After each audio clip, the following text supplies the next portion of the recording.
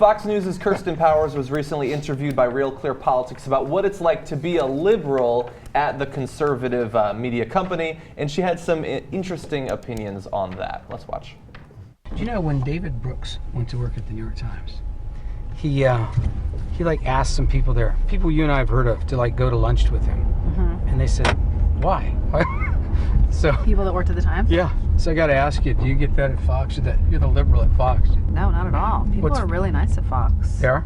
No, it's been good for me because before that I lived in a real liberal bubble, you know, and all my friends were liberals, and I grew up in a really liberal family, and you know, had a lot of ideas about conservatives, and you know, then I got to Fox and I just was like, oh, they're not all evil and stupid.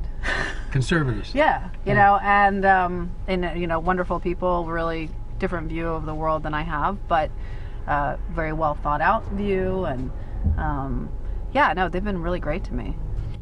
Yeah, well, they have been great to you. They gave you a nice big fat contract to come out every once in a while to tell us how wrong liberals are, right? Yep. And so you've got to recognize that. And I don't doubt that they're nice to their family. Tony Soprano was pretty nice to his family, right? I mean, Hitler loved his dog until he had a pet canary named Bob. That was Mel Brooks's line. Is that right? Yeah. So, and I know I've read stories that they like. I think Hannity tips well. Okay, bless his heart. Good. That's positive, right? Look, I don't think they're going around like cutting people's, Achilles heels in the hallways, except, by the way, Bill O'Reilly. Right. But on the other hand, there's some liberal hosts who can be kind of tough internally as well. Yeah, and he's tough, but he'll use a loofah on you.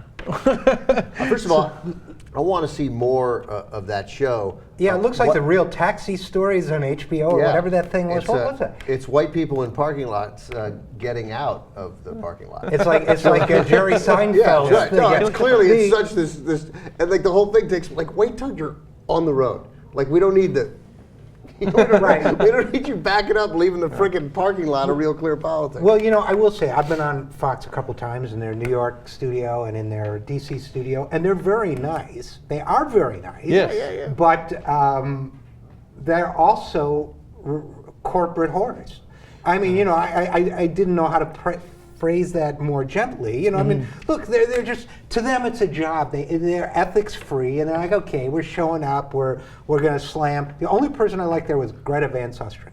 Oh, that's interesting. I had a great conversation with her in the green room. I wasn't on her show, but she came in and I knew somebody who knew her. I called her Gretchen by mistake, which usually with a celebrity is really bad. She went, it's Greta. It's like, oh, shit. She was fine, and we agreed about First Amendment stuff. I had just written a piece saying Hank Williams Jr. shouldn't be fired from ESPN or Monday Night Football. She had just done a thing defending Occupy. I was there to defend Occupy at Fox News. She was cool. So it's not like they're not nice people, but my question is, who the hell is Kirsten Powers? I never heard of her. Why is she supposedly speaking for the liberal movement as if she's a representative character? We do know one thing about her at the very least. She is a strong liberal. That's the stance she has at Fox. That's what makes her so interesting at Fox.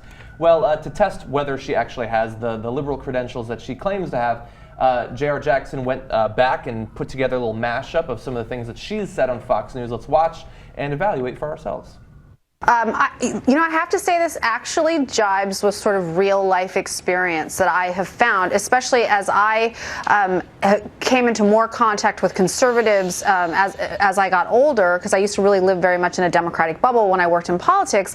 I did find that they were much more open to sort of hearing other viewpoints, where I think liberals, because they are so used to controlling all the media, pretty much, academia, that for them, when they hear things that don't jibe with what they want to hear, it's very disconcerting and unsettling to them, and it doesn't surprise me that they're really less interested, whereas conservatives are kind of used to it. They've lived in a world where pretty much, the whole media has been sort of liberal. So they're used to the joust more than the I think that they don't. They just have they just sort of expect it, where the liberal is sort of taken aback because they feel like, what are you talking about? Everybody knows that what I think is right, and nobody thinks differently. Then this is the thing: they make excuses for Obama, but they wouldn't if it was Mitt Romney. I'll put Mr. Burgess up against Sean Hannity.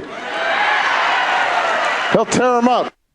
tear me up. Now, was that a threat, Mr. President? What the White House did was completely despicable, and I think now people are starting to see, we got the taste of it early on. This all started pretty quickly after he was in office. It was just about not even quite a year into office that they launched this war on Fox News. I consider myself a feminist, but then when I watched what went on during the election and the way Mitt Romney was treated, and this sort of hypocrisy where, the binders full of women was really ridiculed, and, he was treated like he was a misogynist, basically. This is a mainstream view on the left, and, that they buy into this idea that there's the health of the mother, which no one can ever really define. We did define it with the guy who was assassinated in Kansas, Tiller. We did define it there very, very clearly. No, it was anything. Right.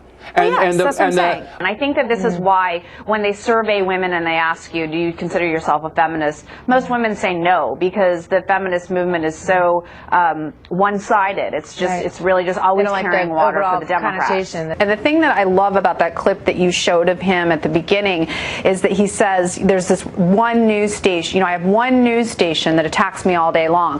Now, setting aside whether it's true that he's being attacked all day long, it's one. And he's complaining that out of all of the media, there is one place that allows people to say things about him that he doesn't like.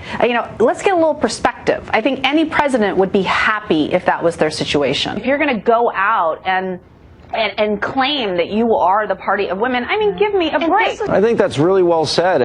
That's the liberal Democratic strategist, Kirsten Powers, right? Yeah. Kirsten Powers, international strategist of mystery. Because I never heard of her.